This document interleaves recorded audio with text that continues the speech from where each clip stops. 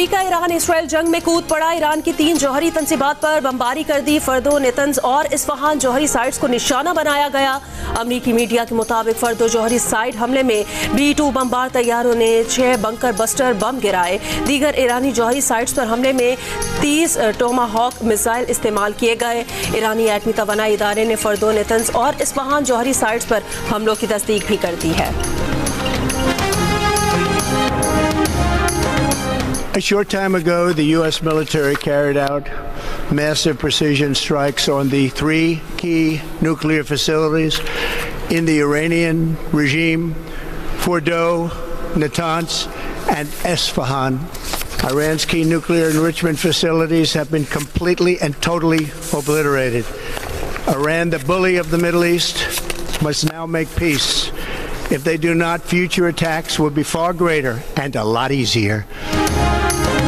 अमरीकी सदर की ईरान को रद्द अमल की सूरत में मजीद मोहलिक हमलों की धमकी। ट्रंप ने कहा कि अब या तो अमन होगा या फिर ईरान के लिए सानहा होगा। बहुत से अहदाफ रह गए, अमन ना हुआ तो तुर्की के साथ दीगर अहदाफ के पीछे जाएंगे। आइंदा हमले मजीद सख्त होंगे। ट्रंप ने कहा कि ईरान की जौहरी तंसीबात को तबाह कर दिया। अमरीका का मकसद ईरान की जौहरी अफजूदगी की सलाहियत को खत्म करना था। व्हाइट हाउस में मुख्तसर स्पीच की डोनाल्ड ट्रंप के कुछ देर पहले, और साथ ही ये भी बताया कि सुबह 8 बजे अमेरिकन टाइम के मुताबिक सुबह 8 बजे पीट हेग्सेट प्रेस कॉन्फ्रेंस में आज के इस हमले के हवाले से तफसीली तौर पर ब्रीफ करेंगे। डोनाल्ड ट्रंप की जानिब से अपने मुख्तसर खिताब में कहा गया कि ईरान की जौहरी तंसीबात ख़त्म कर दी गई हैं। अमन नाकाम करने की सूरत में मुस्तकबिल के हमले बहुत ज़्यादा शदीद हो सकते हैं। अमरीका का मकसद ईरान की जौहरी अफसूदगी की सलाहियत को ख़त्म करना है। ईरान को अब अमन कायम करना चाहिए। अमरीकी सदर ने कहा कि ईरान पुरअमन नहीं रहा तो आइंदा हमले मजीद सख्त हो सकते हैं। ईरान पर हमले के नेतन्याहू के साथ टीम के तौर पर काम किया है। अब या तो अमन होगा या फिर ईरान के लिए सानहा होगा। अमरीकी सदर ने कहा कि बहुत से अहदाफ अभी भी बाकी हैं। आज रात के अहदाफ सबसे मुश्किल थे। उन्होंने कहा कि अमन ना हुआ तो दुरुस्तगी के साथ दीगर अहदाफ के पीछे जाएंगे। अमरीकी फौज हुकाम इतवार को पेंटागन में प्रेस कॉन्फ्रेंस करेंगे। अमरीकी फौजी हुकाम इतवार को पेंटागन में प्रेस कॉन्फ्रेंस के दौरान आज के इस हमले की तमाम तर तफसीलात के हवाले से बात करेंगे। इस मुख्तसर खिताब में अमरीकी सदर ने क्या कहा, आइए आपको सुनवाते हैं। A short time ago, the U.S. military carried out massive precision strikes on the 3 key nuclear facilities in the Iranian regime: Fordo, Natanz, and Esfahan. Everybody heard those names for years as they built this horribly destructive enterprise. Our objective was the destruction of Iran's nuclear enrichment capacity and a stop to the nuclear threat posed by the world's #1 state sponsor of terror. Tonight I can report to the world that the strikes were a spectacular military success.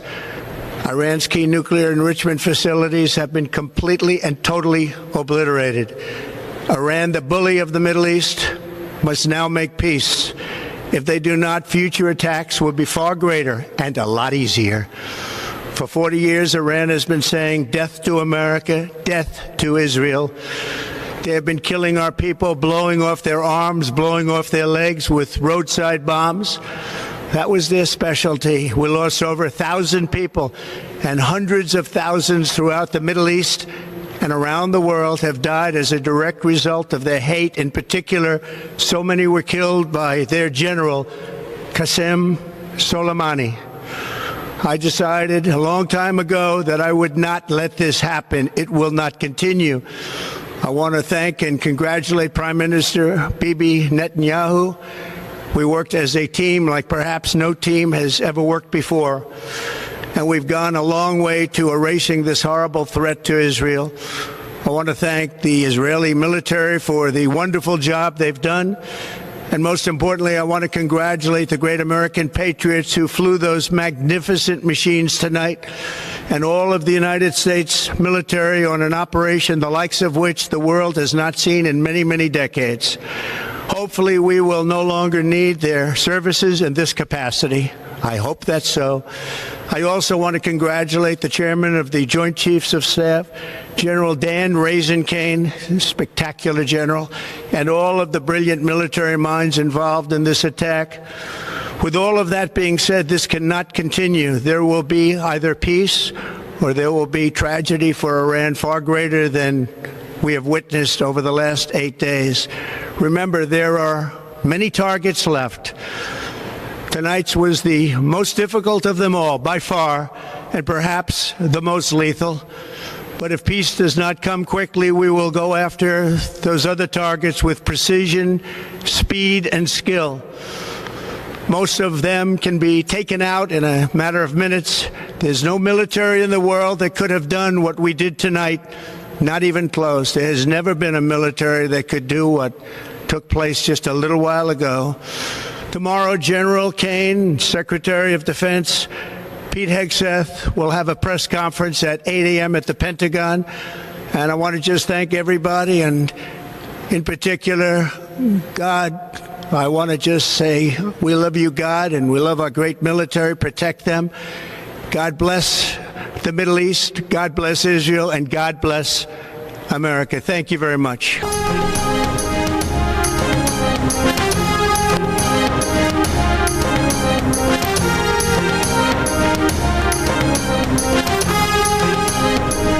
America ने Iran की तंसीबात पर हमलों के लिए GBU-57 bunker buster bomb इस्तेमाल किए। अमेरिकी नशियाती इदारे का ऑपरेशन से बाखबर जराये के हवाले से दावा।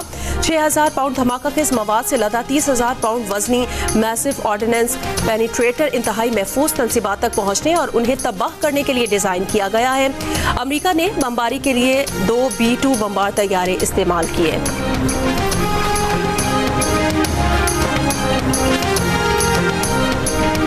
ईरान के एटमी तवानाई इदारे का जौहरी सरगर्मियां जारी रखने का ऐलान। जौहरी इदारे का कहना है जौहरी तंसीबात पर हमले बैनुल अक़वामी क़वानीन और NPT की खिलाफ वर्जी हैं।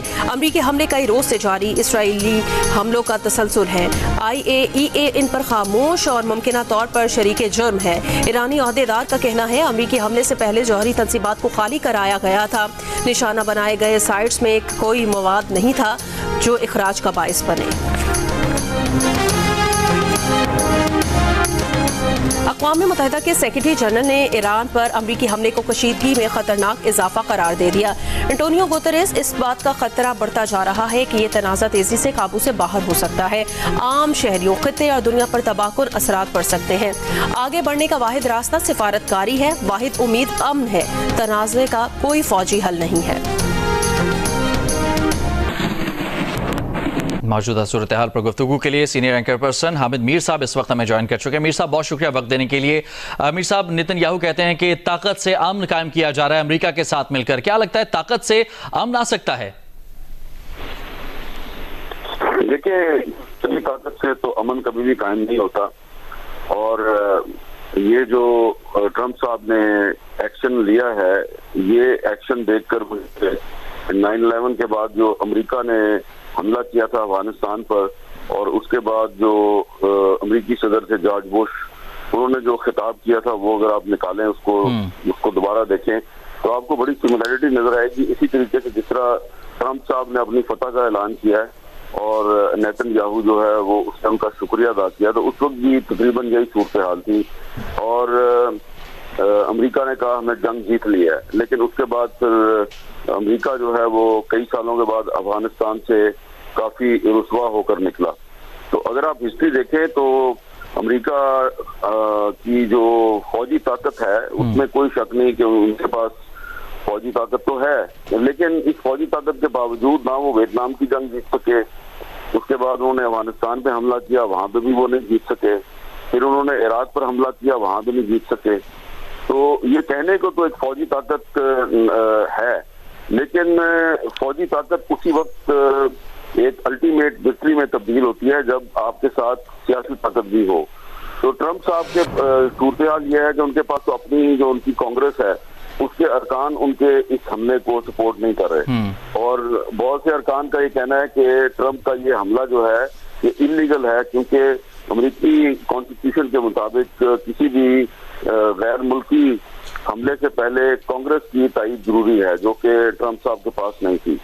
तो मेरी जो राय है वो ये है कि ट्रंप साहब ने ये हमला ईरान पर नहीं किया बल्कि अपने आप पे कर दिया है, और इसके असरात जो हैं वो अब आप देखेंगे कि ट्रंप साहब को न सिर्फ अमेरिका के अंदर बल्कि अमेरिका के बाहर भी उनको काफी मुश्किलात का सामना करना पड़ेगा।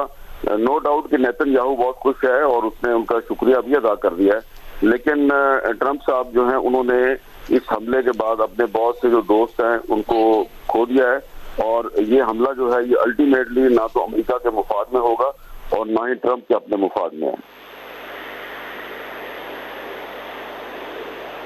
ठीक है, हामिद मीर साहब, बहुत शुक्रिया आपका वक्त देने के लिए। सीनियर सहाफ़ी और सीनियर तजज़ियाकार हामिद मीर साहब हमारे साथ मौजूद थे। मौजूदा सूरत हाल के हवाले से अपने तज़िये से आगाह कर रहे थे।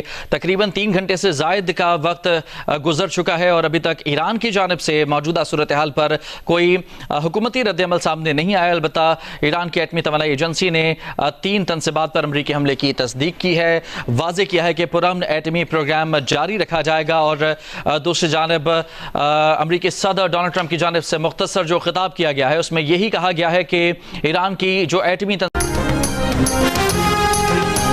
और इस्राएली वज़ीर आज़म नेतन्याहू ने कहा कि अमन ताकत से आ सकता है। ईरानी जौहरी तंसीबात पर हमले इसराइल से मुकम्मल राब्ते के साथ किए गए। सदर ट्रंप ने ऑपरेशन मुकम्मल होने के फौरी बाद उन्हें कॉल की। ईरान का जौहरी प्रोग्राम इसराइल के वजूद के लिए खतरा था।